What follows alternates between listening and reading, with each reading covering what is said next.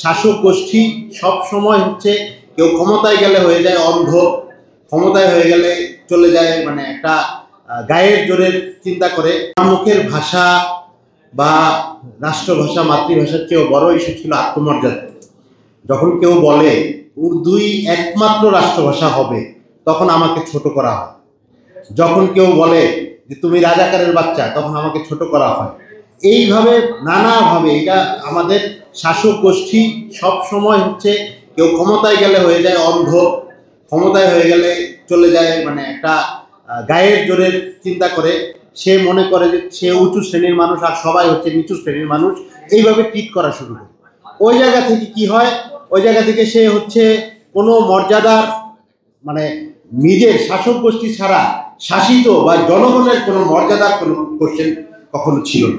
এই জন্য হচ্ছে আমাদের এই ইতিহাসের যে সংগ্রাম, আমাদের যে ধারাবাহিকতা, 52-র পর আমাদের 62 লাগছে, 62-র পরে 69 লাগছে, 69-এর পরে 71 বলি, এরপরে হচ্ছে 90-এর আন্দোলন বলি, আমরা 24-এর আন্দোলন বলি। প্রত্যেকটা আন্দোলন মূলত আমাদের আত্মমর্যাদার আন্দোলন।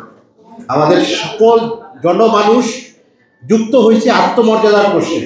যখন হাসিনা বলে রাজাকারের বাচ্চা তখন এটা আমার গায়ে লাগে। যখন কেউ বলে যে উর্দুই একমাত্র রাষ্ট্রভাষা হবে তখন সেটা আমার গায়ে লাগে।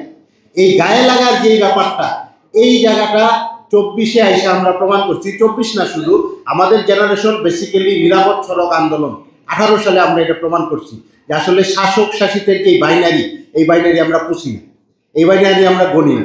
এটার কোনো দরকার নাই। প্রত্যেক ব্যক্তি মর্যাদায় সমান হইতে হবে।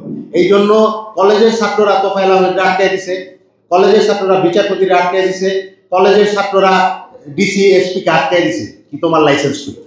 এই যে আত্মমর্যাদা বোধ আমাদের জেনারেশন উঠে আসছে, এটা আমাদের জাতির জন্য নিউ হোপ।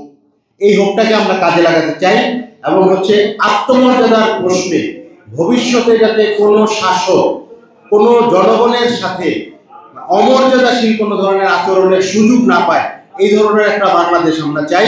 সেই বাংলাদেশ গড়ার লক্ষ্যে আমরা কাজ করে যাচ্ছি। ইনশাল্লাহ আমরা সবাই এরকম একটা বাংলাদেশ গড়ে তুলব, যে বাংলাদেশে কে শাসক, কে জনতা, কে ভোটার, কে এমপি মন্ত্রী এটা দিয়ে বিবেচনা হবে না, বিবেচনা হবে মানুষ এবং প্রত্যেকটা মানুষের আত্মমর্যাদা এবং মর্যাদার একটা সম্মান থাকবে। এরকম একটা বাংলাদেশের লক্ষ্যে আমরা কাজ করে যাচ্ছি। আপনাদের সবাইকে উদাত্ত আহ্বান জানাই আত্মমর্যাদাশীল একটা বাংলাদেশ গড়ার জন্য, একত্রে কাজ করার জন্য।